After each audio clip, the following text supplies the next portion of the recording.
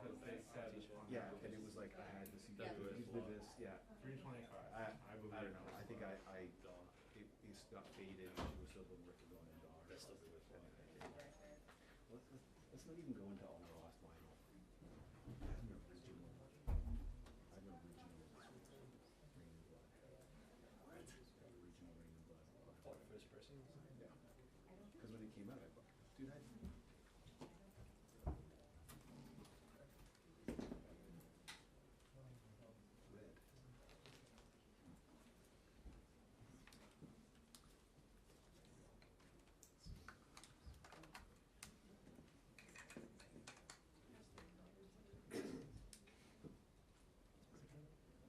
Just kind of big portrait.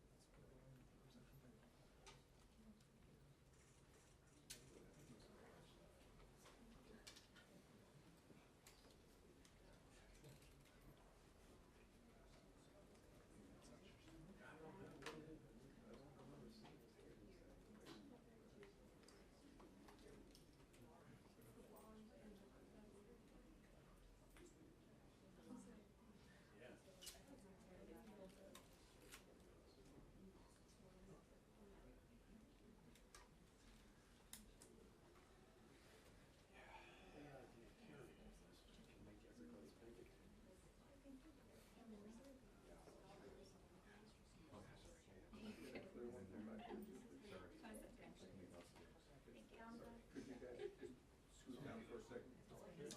Like, give me 30 seconds here. Whoa, whoa, whoa. Just give it to me. There we go. Thank you.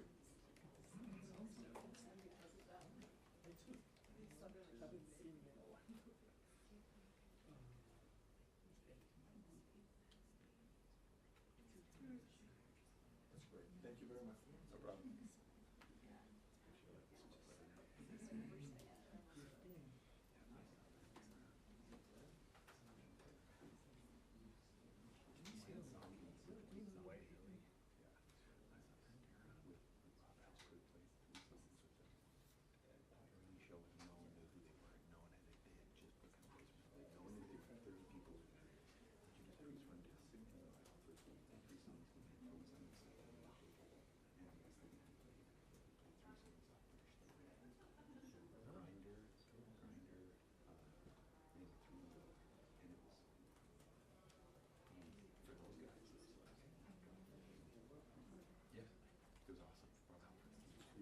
It was awesome. This isn't a big night,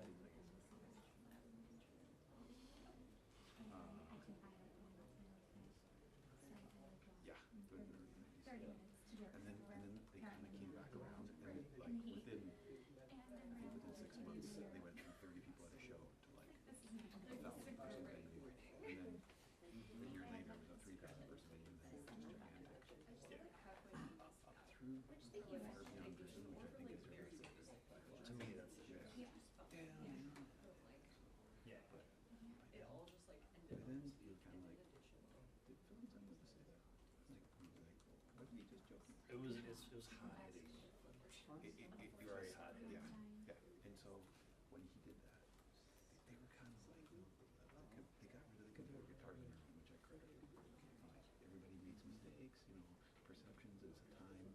They moved on from that. But then when he had the show where he did this, Yeah. that's hard. That's hard to come back from. That's a hard one to come back from. I don't even know what the explanation is for that one. But I saw them in Baltimore. Are they good? With Metallica? No, just On their own. Yeah.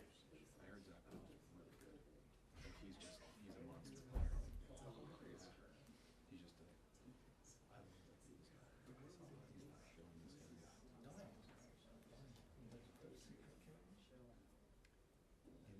In the end, he was the best. Him and Phil and Sam. The drumming a little bit. The drumming too is kind of different from the time. Phil and Sam.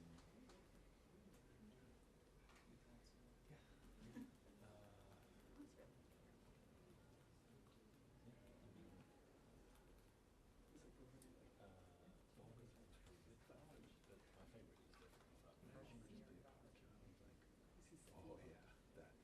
I thought the album cover with the guy getting punched in the face. Yeah. Like that first song,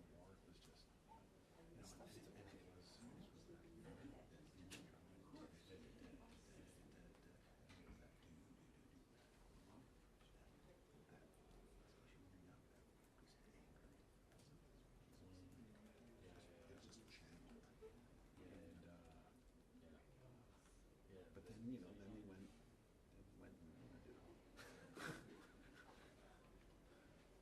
Mr. Nash. Did you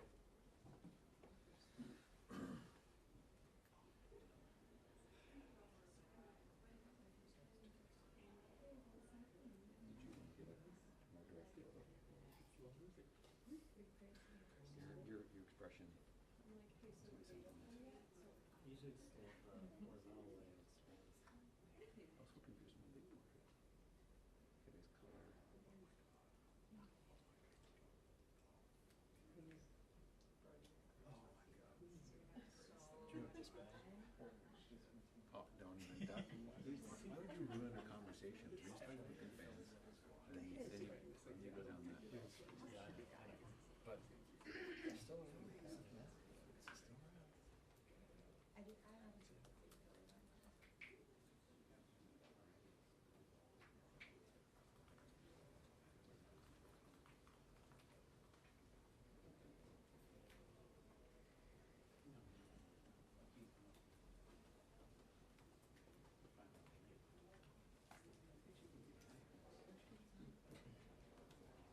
her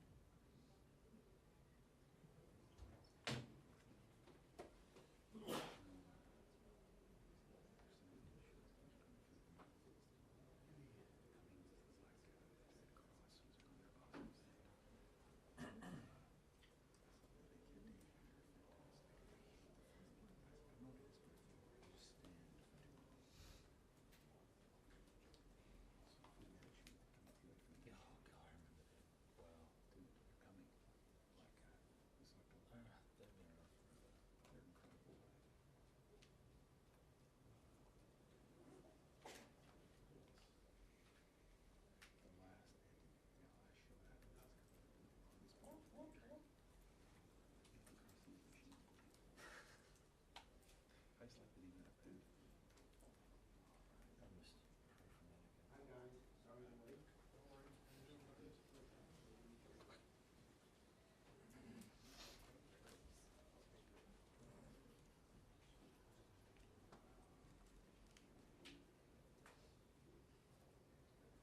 again.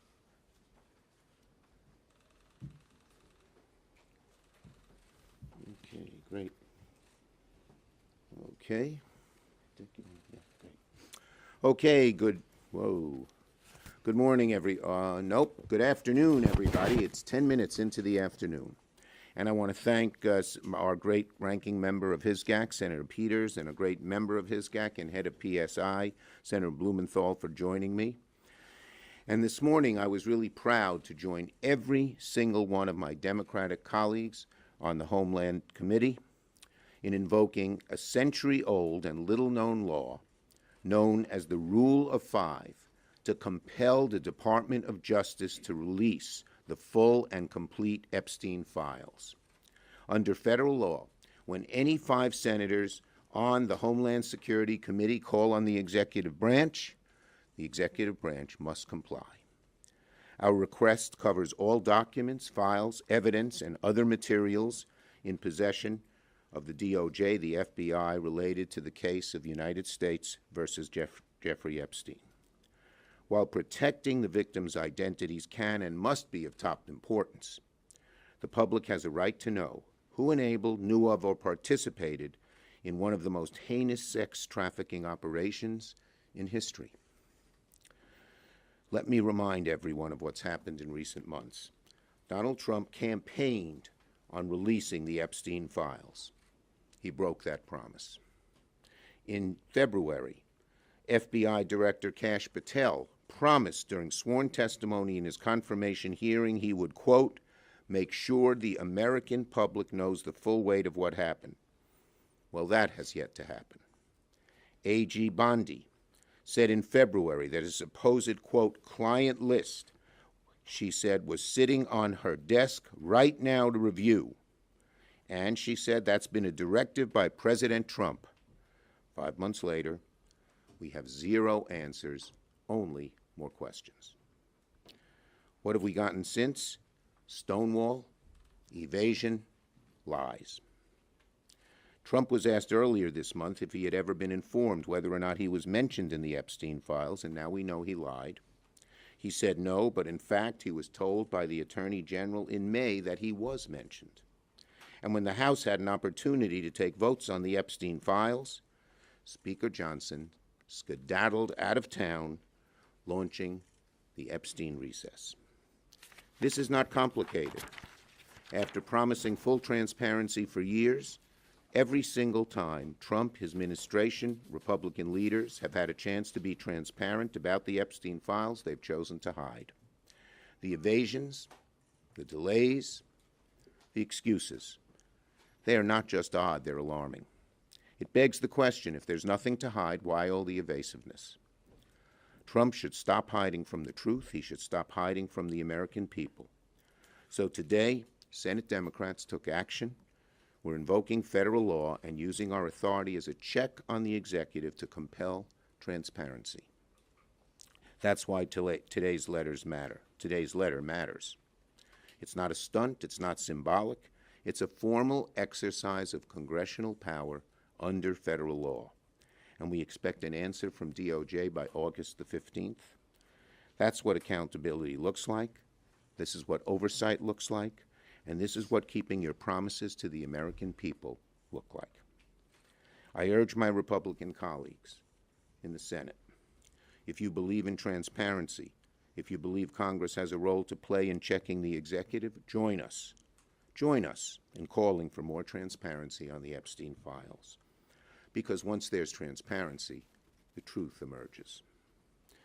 Because once we get the truth, we can have accountability, we can move forward, not just on this, but on many issues affecting the American people, protecting health care, growing the middle class, defending democracy.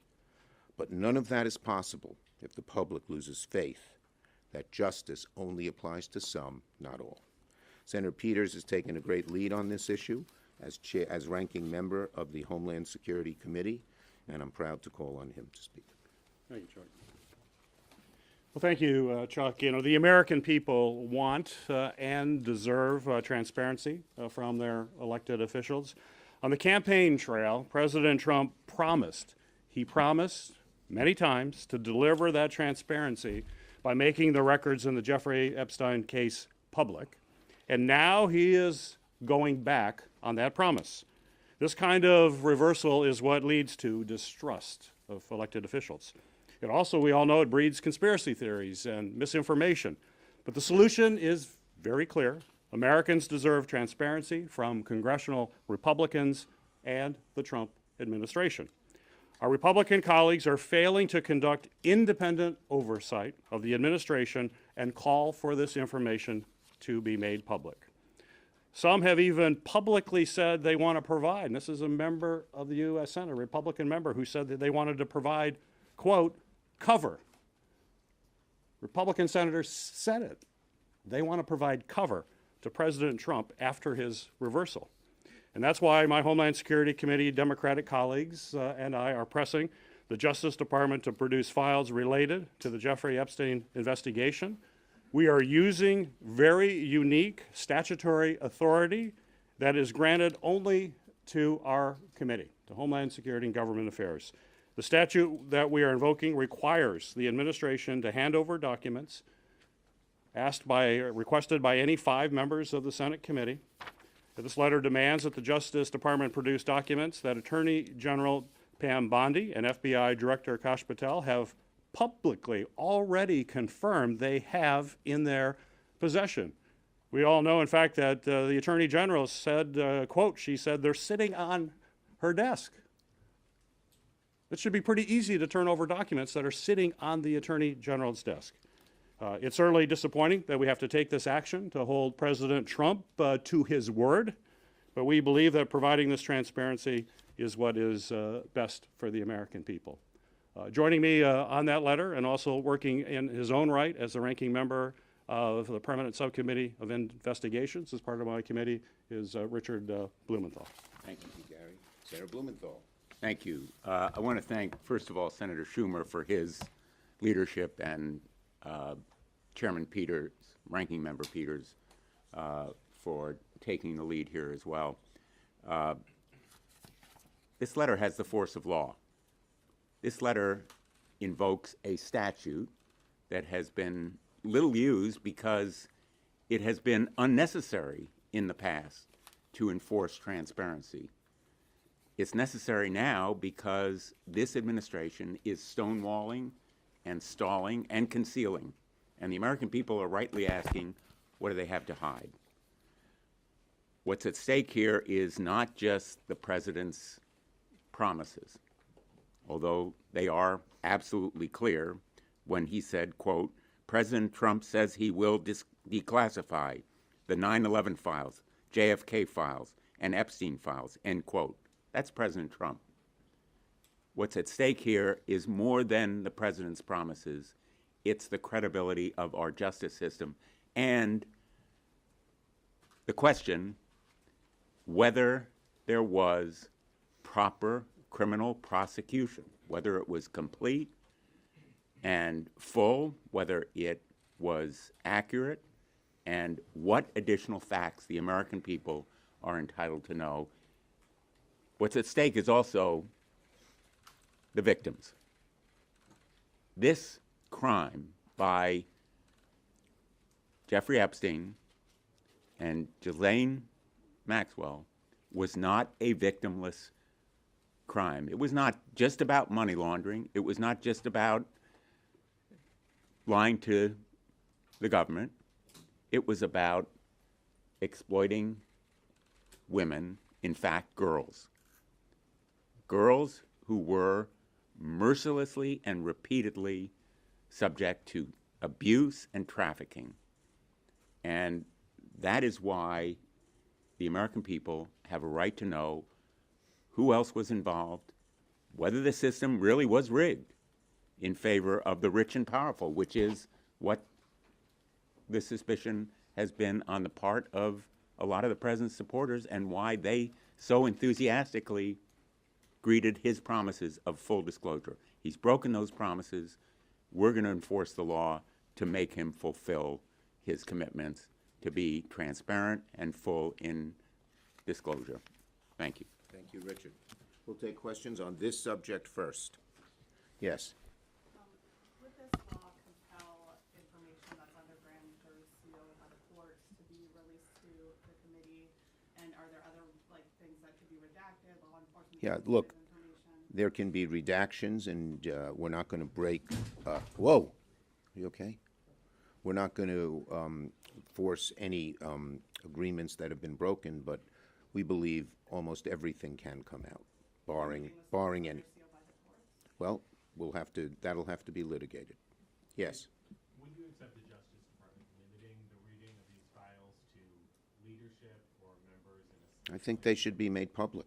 I mean, certainly to the Congress and to the public. The public has a right to know. Including the interviews that were done recently with Maxwell in the last couple of days. All the notes that were taken, any recordings, should be made public as well. And, you know, the redactions that Senator Schumer mentioned are standard operating procedure in the Department of Justice when it does a report based on an investigation. It's rare, but it's not unusual. Yeah. When the Justice Department... Go ahead. You both can go. Do you want to go at once? We'll answer to. Together, do you want to talk? Go ahead, he goes first. If they don't respond to your request, is there any enforcement mechanism? Is there any way for you guys? Well, to- our hope is that our Republican colleagues will join us in this. This is a law. This has been made. It should be bipartisan, and we're still, Gary, we're still talking to Republican colleagues about trying to join us, and that may help get this public. But if not, there's recourse in the courts. This is the law. And so Yes. how can Democrats, as the minority, take this to the courts? Explain There, how that would work. we have talked to some of our lawyers, and this can be challenged in the courts. Yes. After the horrific shooting in New York and a police officer was killed, do you think it's a bad look for Senator Booker to be objecting to police and law enforcement related Look, bills? Senator Booker has strong beliefs on this issue. He's had them for a very long time. He believes in strong law enforcement. Yes.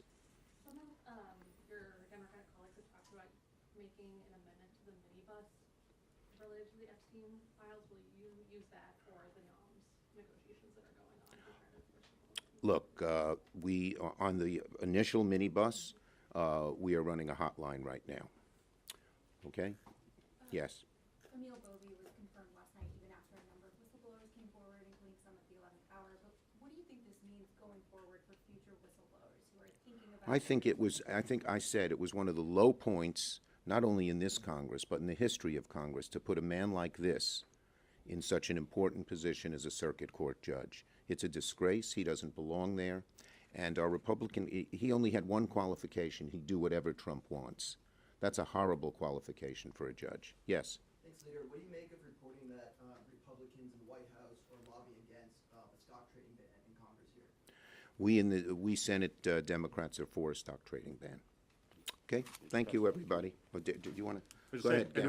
we just passed it out of committee before this meeting here, and on a bipartisan basis. And do you have any comment on Senator Hawley and Scott kind of going back and forth, arguing about it? It was a spirited committee hearing, but the end result was that we passed it out and it now moves to the full Senate. And- Thank you, everyone. Go ahead, Dick. Go ahead. And thanks to Senator Hawley for championing this cause. Yeah. Thanks, everybody. Thank you. I thank Senator Blumenthal and Senator Peters for championing this. No, that was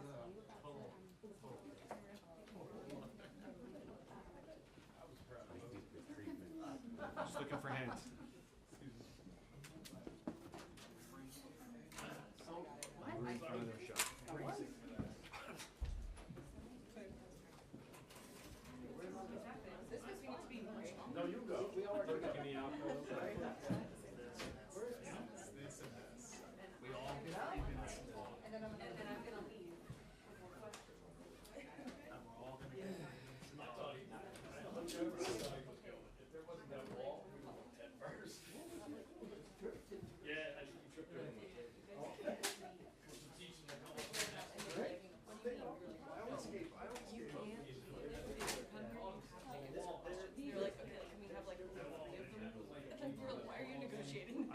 Great job, everybody. You guys crushed it. We've got many phone calls saying you guys all did a great job. I was really worried because I was in here. We told them 90 seconds, but then they see a microphone and they see lights, and they're like, you know what? We're gonna sell this to them.